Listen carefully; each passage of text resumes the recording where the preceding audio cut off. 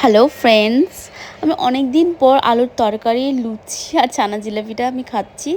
তারপর আমি রেডি হয়ে চলে গেছিলাম নিজের সঙ্গে সময় কাটাতে। জানো, মন খারাপ, টেনশন, ওভার থিঙ্কিং এগুলোর মাঝেও কখনো কখনো নিজের ইনার চাইল্ডটাকে একটু খুশি করানো দরকার। আজ অনেক দিন পর শুধু নিজেকে নিয়ে একটু এনজয় করলাম। সব সময় লাইফকে এত সিরিয়াস করে নিতে নেই, মাঝে মাঝে একটু গেম, লিটল ফান আর নিজের সাথে টাইম স্পেন্ড করাও থেরাপি হতে পারে কিন্তু। আর মাঝে মাঝে নিজের মনের বাচ্চাটাকেও একটু বাঁচতে দিতে হয়, তাই না? যেমন আমরা বড় হতে হতে অনেক সময় হাসতে ভুলে যাই, তাই কিছু সময়ের জন্য সব চিন্তা সাইডে রেখে শুধু প্রেজেন্ট মোমেন্টটা এনজয় করলাম। কিছু কিছু সময়ে নিজেকে হ্যাপি রাখাও ইম্পর্টেন্ট। লাইফে শুধু কাজ আর স্ট্রেস না নিয়ে লিটল হ্যাপিনেসও দরকার, কি তাই তো? যাকগে।